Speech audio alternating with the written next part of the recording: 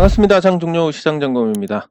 네, 코스피 지수 오늘은 반격에 성공했는데, 이런 반격의 성공이 해외 증시하고 약간의 엇박자를 내는 이런 모습을 보여줍니다. 근데 뭐 선반영했다, 우리 증시가 좀 선행해서 움직인다, 이런 표현이 맞을 것 같은데, 아무래도 한국 경제가 이 소규모 개방 경제라서 그 전 세계적으로 아주 민감한 편에 속합니다. 네, 그리고 다양한 업종이 있기 때문에 거의 세계 경제 축소판이라고 할 수 있고, 그래서 한국 증시가 움직이는 걸 보고 이제 해외 증시가 반응을 한다라고 볼 정도로, 그런 정도로 이제 약간 선행하는 부분에서의 어떤 정체성을 갖고 있는데, 굳이 이제 이유를 찾자면 중국에서 부양책이 나오는 부분이 또 크게 작용했다라고 볼 수 있습니다. 중국 정부는 지금까지 제로 코로나 정책을 계속 고수를 하고 있고, 이게 굉장히 큰 부담인 건 틀림이 없는데, 그렇다고 이걸 풀어주자니, 지금 그 전통을 깨고 이 산연임을 하고 있는 시진핑에 대한 어떤 문제 제기가 있을 수도 있겠다라는, 그런 정치적인 이유로 인해서 제로 코로나 정책이 당분간 지속될 가능성이 크다고 볼 수 있습니다. 그래서 이런 제로 코로나 정책의 지속이 중국 경제에 부정적인 영향을 주니까 부양책을 쓴다라고 볼 수 있고, 또 지준율을 25일에 인하를 했습니다. 유동성을 한 91조 정도 더 투입을 한다는 건데, 이런 구조를 볼 때 중국은 계속 부양 위주로 가고 있고 이게 나쁜 영향을 주지는 않는다, 이렇게 정리를 할 수 있습니다. 그리고 여기서 이제 조금 이제 주목해야 될 숫자인데, 중국 정부가 지준율 인하로 91조의 공급 효과가 있었습니다. 근데 우리는 이제 레고랜드 이후로 200조 원 정도 유동성 공급을 했습니다. 중국 경제하고 우리 경제하고 비교하면 14분의 1 정도 됩니다. 13분의 1 정도. 이 정도 되니까, 아닌데. 잠시만. 이 정확해야 되니까. 예. GDP 순위가 중국이 18이고 우리가 17이니까 한 10배 정도 봐야 될 것 같습니다. 10배 정도, 10배 정도. 그러니까 우리가 이 정도 규모의 부양책이라고 한다면 한 9조 원 정도 쓰는 게 맞는데 200조를 썼다. 이거는 사실상 금융위기에 준하는 어떤 대응이다라고 볼 수 있습니다. 그래서 한국이 이제 2008년에 좀 선제적으로 잘 대응해가지고 유동성 공급도 잘하고, 그리고 추후에 이제 금리 인상도 적절한 시기에 잘 했고, 그런 과정에서 이제 그 통화 사업도 하고 그때 대응을 비교적 잘 했습니다. 그때랑 비교해도 이 200조라는 돈은 사실상 금융위기나 다름이 없다. 지금 굉장히 굉장히 문제가 컸었고, 이걸 수습하기 위해서 생각보다 정부 정책의 강도가 높았다라고 볼 수 있습니다. 지금 현재 중국의 부양책들을 볼 때. 그래서 과거에 그 이명박 정부 당시에 정부 정책이 선제적이고 또 적절했다는 점에서 우리 증시가 단독으로 미국 증시 대비해서 강한 흐름을 보였습니다. 저점도 빨리 나오고, 미국은 저점이 1월 달에 나왔는데 우리는 10월 달에 찍고 올라갔습니다. 네, 그래서 그때랑 비슷하게 지금 갈 수도 있지 않을까. 200조 원에 달하는 유동성 공급을 했으니까. 그런 차원에서 이제 해외 증시보다 우리가 좀 강할 수 있다라는 기대를 가질 수 있다. 시장에서는 딱 그 정도 기대할 수 있을 것 같고, 뭐 기술적으로 본다면 이제 낙폭이 컸기 때문에 기술적 반등이 어느 정도 나올 수 있다라는 걸 또 깔고 있고, 그래서 당분간은 우리 증시가 뭐 심하게 빠지는 일은 없을 것 같다. 뭐 크게 좋을 일도 없지만, 심하게 빠질 일이 없다는 것은 이 주기로만 따졌을 때는 한 2달 올랐고, 나 2달은 아니고 1달 반 올랐고, 그리고 1달 반이면 연말까지입니다. 연말까지 잘 버티고, 그럼 연초에 한 번 더 랠리가 있을 수 있지 않을까. 뭐 이런 이제 단기 관점에서는 긍정적으로 볼 수 있는 요인이 존재를 합니다. 네, 그러면 댓글 확인하도록 하겠습니다. 예, 요즘 제가 다른 부분에 신경 쓸 게 많아가지고 녹화를 잘 못하는데, 참, 예, 감사합니다. 어떤 생각이 드냐면, 앞으로 좀 더 돈을 귀하게 생각해야 되겠다. 물론, 뭐, 그 어떤 것보다 사실 돈이 귀하고, 진심인 거고, 또 좋은 거 맞습니다. 근데, 귀하게 한다는 건 뭐냐면, 투자할 때 이제 어떤, 저는 매너라고 해야 되나? 예, 이것, 뭐 어떤 모든 부분에서 이 매너와 그리고 이 예의라는 게 존재한다라고 생각하고, 그게 이제 그 기본이 남에게 피해를 주지 않고 남의 기분을 상하지 않게 하는 건데. 근데, 진짜 이상한 사람을 한 명 봐가지고, 예, 무슨 11달 동안 정신병자 같은 짓을 하고 있는데, 예, 근데 그거에 대해서 감정을 배제하고, 감정은 진짜 어느 정도냐면 그냥 쳐 죽여버리고 싶은데, 이거 배제하고 생각했을 때는 이런 걸로 인해서 이제 이 사람의 돈이 좀 귀해지는구나. 쉽게 투자하면 나중에 뭐 일이 잘 됐을 때 이런 얘기가 나올 겁니다. 네가 뭐 한 게 있는데. 이런 얘기가 나올 건데, 저렇게 애를 먹이니까 적어도 저게 귀한 줄은 알겠구나. 그러니까 뭐 감정 배제하고 생각하는 겁니다. 예, DL팜 같이 살펴보도록 하겠습니다. 예, 감사합니다. 아휴, 예, 근데 저는 진짜 잘 모르지만, 만약에 이제 5억 이상 아파트를 연끌하셨으면 조금 부담은 있으실 것 같고, 5억보다 아래면 크게 걱정하실 필요는 없을 것 같습니다. 요즘 뭐 표준 건축비라든지, 예, 그 아파트를 지을 수 있는 이종, 예, 주거 지역이라든지 이런 땅값이나 건축비나 이런 걸 봤을 때는 5억 이하는 뭐 너무 걱정 안 하셔도 될 것 같습니다. 근데 10억이 넘어간다, 이러면 조금 부담은 있으실 것 같습니다. 왜냐하면 가격이 오르지 않는다라고 봤을 때 입지만 갖고 돈을 그렇게 지불할 수 있느냐? 예, 예, 감사합니다. 그게 조금 어렵다고 보기 때문인데, 그러니까 지금 기준금리에 따라서 예금금리가 한 5% 된다라고 보고, 자, 5%. 그러면 집을 사는데 10억짜리 집이 있고, 어떤 집은 한 20억 정도 하고 있습니다. 요 20억은 옆에 학교도 다 끼고 있고, 예, 자리도 좋고, 그런 자리고 10억은 약간 불편한 자리다. 그러면 이제 제로금리일 때, 아휴, 뭐 그 10억 그거 이자 얼마 된다고 편한데 살지, 이런 거라면, 지금 같은 경우는 1년에 5천만 원 차이가 납니다.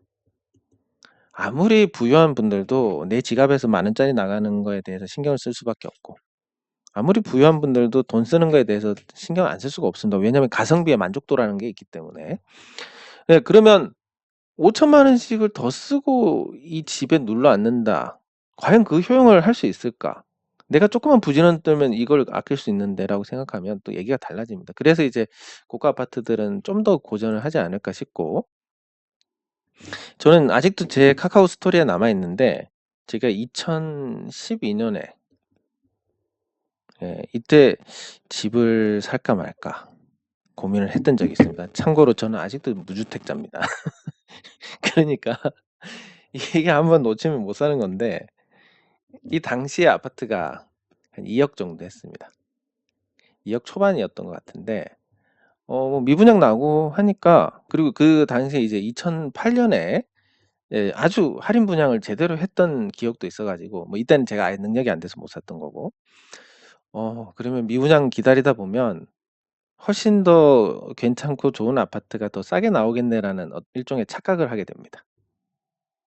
예, 그래서 2014년만 돼도 이미 앞에 미분양으로 허덕이던 거 다 분양이 되어버리고, 그렇다고 해서 금리 인하가 아주 제대로 나온 것도 아니고, 이러다가 이제 2015년에 정부 정책이 집 사라라는 정부 정책이 나오면서 이제 저는 그 닥쳤던 게 지붕 쳐다보게 됩니다. 심지어 이 당시에도 제가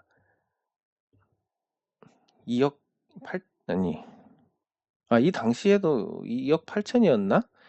집을 고민을 하다가 2016년에 그냥 샀으면 아무 일도 없었을 건데, 뭐 심지어 극단적으로 다 털어가지고 대출 받아서 좀 비싼 걸 사볼까 뭐 이런 생각도 했었다가 주식 사가지고 그때 보기 좋게 깨졌습니다. 그래서 뭐 지금 당장만 보면 어떻게 될지는 모르겠지만 금리가 움직이지 않는다면 당분간 나쁜 건 맞고, 그리고 이자가 높기 때문에 효용을 따져야 되는 게 맞고, 뭐 이런 상황에서 뭐 조금의 어떤 비싼 아파트를 갖고 계신 분들은 좀 더 고통이 크지 않을까. 물론 또 그 정도 구매력이 되시는 분들은 뭐 오르든 내리든 신경도 안 쓰실 것 같은데, 어쨌든 그런 상태라서, 근데 뭐 개인적으로 한 2년만 버티면 다시 좋은 환경이 되지 않을까라고 보니까, 잘 버티셔가지고 지금보다 나은 상황에서 어떤 선택을 하시면 좋겠습니다. 예. 아무튼 아까 이야기를 이어가면, 돈을 귀하게 하는 건 결국 돈으로 진상을 부려야 되는구나. 예. 근데 그거 너무 부리면 진짜 칼 맞겠구나. 뭐 요런 생각을 하게 됩니다. 네. 그러면 종목을 살펴보도록 하겠습니다. 예, 크게 이제 움직이는 종목들은 없는데, 이제 제가 주변에 한창 나쁠 때 주변에 잘 권했던 종목이 이제 하나금융투자입니다. 아니, 하나금융지주입니다. 이 하나금융지주가 이제 그때 당시에 제가 설명을 드릴 때, 음, 금리 인상 수혜주니까 금리가 계속 올라가도 괜찮을 거다. 단기간에는. 이 중장기로 가면 부실 채권이 늘어나니까 좋지 않을 수 있지만. 네, 그리고 영업하는 게 일반 은행, 다른 은행보다는 조금 더 적극적이더라. 그래서 좋아질 것 같고, 그리고 시장이 내려서 저평가가 됐고, 뭐 그래서 이때 당시에 한 20% 정도 기대를 할 수 있을 것 같다. 배당도 한 8% 정도 주고, 이 당시 기준으로. 예, 그래서 주변에 이제 뭐 괜찮은 종목 없냐 물으시면 하나금융지주 괜찮습니다. 지금 나쁜데 더 나빠질 수도 있다라고 생각했기 때문에 그 당시에는, 예, 금리를 올려서 더 나빠진다 하더라도 이 종목은 수혜를 보니까, 예, 배당도 주니까, 예, 떨어지면 배당으로 퉁치면 되고 올라가면 한 20%. 예, 이렇게 해서 이제 주변을 많이 말씀드렸는데, 그래도 삼성전자보다는 낫습니다. 한창 제가 삼성전자 추천할 때는 제가 뭐 나쁘다고 말씀을 드립니다. 계속 삼성전자는. 근데 과거에 이제 괜찮았을 때 삼성전자 추천드리면 항상 나오는 대답이 그런 거 말고. 근데 하나금융지주를 말씀드리면 한 두 분 중에 한 분은 그런 거 말고, 근데 한 분은 뭐 잘 또 수용을 하시고 이런 상태인데, 예상했던 가격 수준으로 와서 한번 보게 됩니다. 자, 그러면 이제 하나금융지주 주가가 이렇게 올라가는 게 특별한 부분은 없습니다. 저기 기관 투자자들이 사들이고 있고, 외국인은 원래 비중이 높은데 외국인 비중이 70%가 넘습니다. 그리고 과거 외환은행과 같은 몸이 됐기 때문에 그 외환은행의 어떤 특출난 부분, 그 외화 변동성이 클 때 수혜를 받을 수 있는 부분, 그리고 외환은행 기반이기 때문에 외화 통장이라든지 이런 쪽으로 또, 예, 외환 거래에 대한 어떤 수익도 있고, 그리고 비은행 계열사들이 점점 자리를 잡아가고 있는 부분까지, 사실 딱히 나무랄 게 없다. 외국인이 많이 갖고 있고 최대 주주가 없고 정부 정책에 휘둘린다는 단점이 있지만, 그걸 제외하면 아주 좋습니다. 그래서 이 기세가 내년까지도 갈 수 있지 않을까, 이렇게 보는데, 이제 들어가는 건 좀 좋지 않다. 왜냐하면 저는 항상 말씀드리지만 쌀 때 사야 된다. 근데 지금도 아직까지 싸기는 하지만, 예, 이때 안 사고 뭐 했냐 이겁니다. 지금 살까 말까는. 예. 그러면 이때는 내려갈 것 같고 지금 올라갈 것 같은데요. 그런 걸 제일 피해야 되니까, 예, 사시면 안 된다라고 말씀을 드립니다. 어쨌든 보유하신 분들의 몫으로 아마 시장 분위기가 되게 나빴기 때문에 이거를 사셨던 분은 거의 안 계시겠지만, 어쨌든 예상대로 흘러가는 게 돈 번 것보다 더 기분 좋기 때문에 한번 언급을 했습니다. 네, 그리고 이제 자동차가 제가 참 안타까워하는 게 이제 자동차 쪽인데 현대차입니다.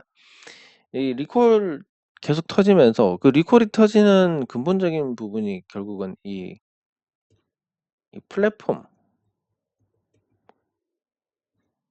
그러니까 모듈화를 하는 부분에서 부품을 공유를 하니까 한 번 리콜 터지면 200만 대, 300만 대 이렇게 터져버립니다.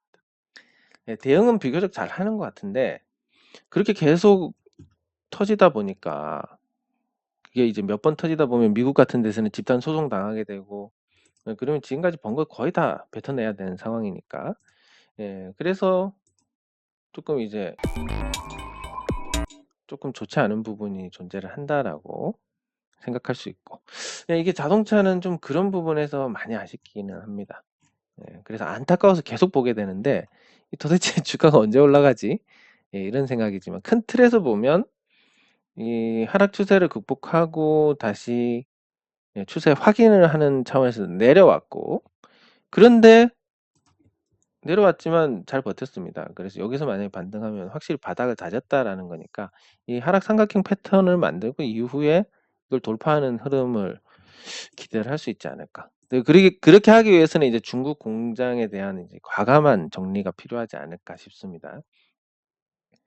지금 현대차는 중국 공장을 현지에서는 이제 거의 못 팔아먹으니까 그 수출 기지화를 시도를 하고 있는데, 그렇게 하려면 현대차가 지분을 다 갖고 와야 됩니다. 지금 절반이 있는 저 지분, 그 중국 지방 정부라든지 이런 쪽에서 절반을 갖고 있기 때문에 다 갖고 와야 되는데, 그러면 또 돈을 추가로 넣어야 됩니다. 과연 이 좋지 않은데, 예, 돈을 또 넣어야 되느냐, 이런 게 또 주가에 부정적으로 작용할 수 있기 때문에, 예, 당분간 계속 재미가 없을 것 같다. 예, 재미가 없다는 게 내린다는 개념보다는 기간 조정이 조금 더 필요하다라는 관점에서 볼 수 있습니다. 네, 그리고 아까 댓글로 질문 주신 거,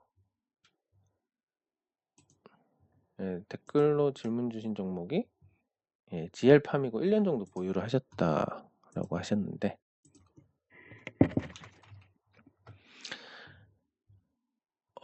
1년이면, 예, 계속 좀 고통을 받으셨을 것 같습니다. GL팜, 예, 시총이 낮은 종목이고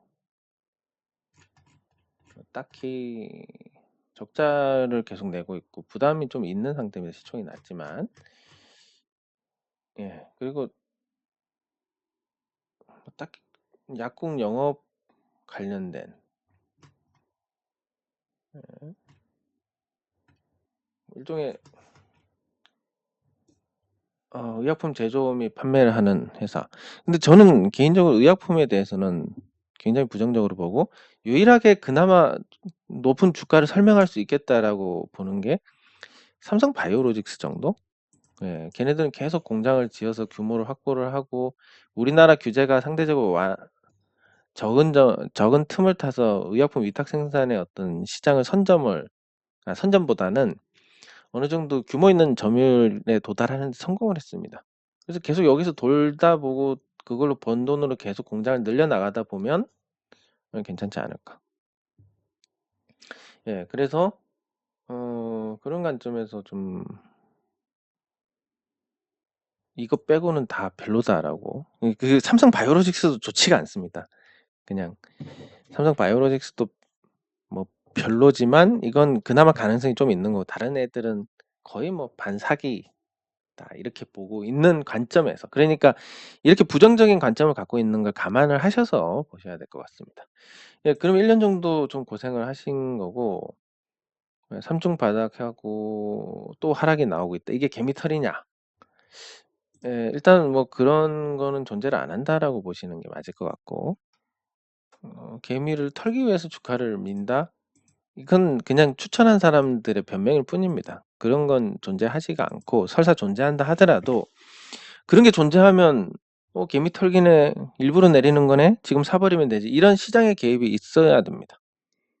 무려 1,000만 명에 달하는 주식 투자자들이 보고 있고, 그런 게 만약에 진실이라면 그 기회를 놓치지 않는 투자자도 있을 거고, 그러면 실패를 할 텐데 그 돈만 버리게 될 텐데 과연 그 짓을 하겠느냐라고 보면, 현실적으로는 기업 가치가 적자를 보면서 계속 나빠지고 있고 거기에 따른 어떤 주가의 반응이다라고 보는 게 적절할 것 같습니다. 네, 그리고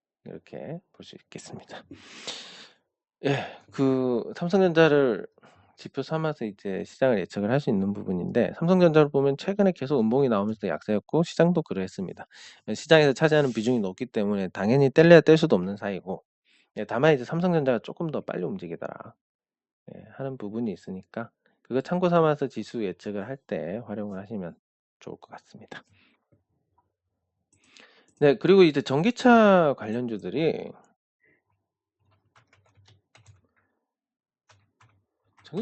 아직까지도 힘이 남아 있는 상태인데, 이거에 대해서 어느 정도는 이제 좀 대비를 해야 되지 않을까 하는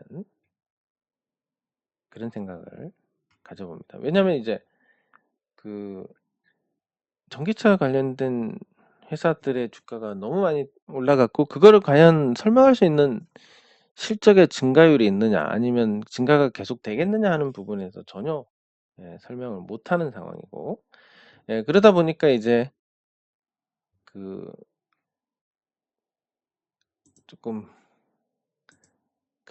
이제 시장에 대한, 예, 관점도 다소 달라질 수 있는, 예, 그런 여지가 생기게 됩니다. 예, 그래서 그 2차 전지 관련주들, 전기차 배터리 관련주들에 대한 과한 부분이 언제 터져서 시장에 영향을 줄 것이냐, 그래서 관점이 바뀌게 될 것이냐, 그리고 중요한 건 그 가치를 모아서 얼마 안 되는 애들이 지수에 영향을 끼칠 만큼 이제 규모가 커졌다라는 건데, 이렇게 되면 이제 프로그램 매매의 어떤 힘이 끝나게 되는 직후부터, 예, 더 부진한 흐름이 나오게 됩니다. 예, 그래서 그 관련된 2차 전지 관련된 내용, 그러니까 한 종목 LG 에너지 솔루션을 또 봐야 되는데, 그동안 제가 돈이 없어가지고 매도를 제대로 못한 건 참 다행스러운 일이고, 그러면 이제 여기서 한 번만 더 올라갔을 때 진짜 한번 해봐야지. 예, 이런 의지를 갖게 해줍니다. 거기다 이제 기관 투자자들이 팔고 있고 이제 점점 엉키게 될 건데, 그 내년 초에는 우리 사준 물량이 나오는데 결코 적지 않은 물량입니다. 지금 유통 주식 수에 비교해서는 거의 한 3분의 1 정도 되는 물량이 나올 것이다. 이게 국민연금하고 외국인까지 합치면 실제 유통 주식 수가 한 7% 정도 봐야 될 것 같습니다. 7%인데 3,400, 거의 50%에 육박하는 물량이 나오는데, 이 물량을 얻어맞고 올라간다? 글쎄, 전 거의 불가능하다 보니까 이번에 제대로 매도를 한번, 예, 돈이 나오는 시점에 매도를 한번 때려서 한번, 예, 실현을 해봐야 되겠습니다. 예, 그리고 그 대우조선해양 마지막으로, 예, 대우조선해양이 지금 바닥을 박박 기고 있는데, 이제 한화가 인수한다라는 부분에서 좀 반응이 있었다가 다시 제자리로 돌아왔습니다. 일단 하나가 문제가 아니라, 지금 조선업이 살아나려면 이익을 내야 되는데 아직도 이익을 못 내고 있다. 그러면 내년에 이익을 낼 수 있을 것이냐에 대한 부분도 조금 불투명하다라고 봐야 될 것 같습니다. 다만 이제, 예, 수익성 좋은 선박 위주로 수주를 한 게 내년에 발현이 되기 때문에 흑자 전환을 할 수 있을 것 같고, 예, 그랬을 때 이제 하나가 인수를 하면 좀 더, 예, 모기업의 어떤 에너지가 있으니까 좀 더 개선이 되지 않을까라고 보는데, 그러기에는 이제 너무 많은, 예, 적자가 났습니다. 지금까지 순자산이 거의 4조에 육박하다가 8천억대로 떨어진 상태니까, 예, 거기에 따른 어떤 가치 감액, 예, 주가 하락을 설명할 수 있는 부분이니, 예, 그런 걸 감안해서 지금 싸다는 관점보다는 하나가 인수해가지고 뭔가 다른 어떤 바람이 불지 않을까, 예, 그러면 주가도 좀 더 호응을 얻지 않을까라는 관점에서 생각을 하시면 될 것 같습니다. 네, 장 종료 후 시장 점검은 여기서 마치도록 하겠습니다. 수고하셨습니다.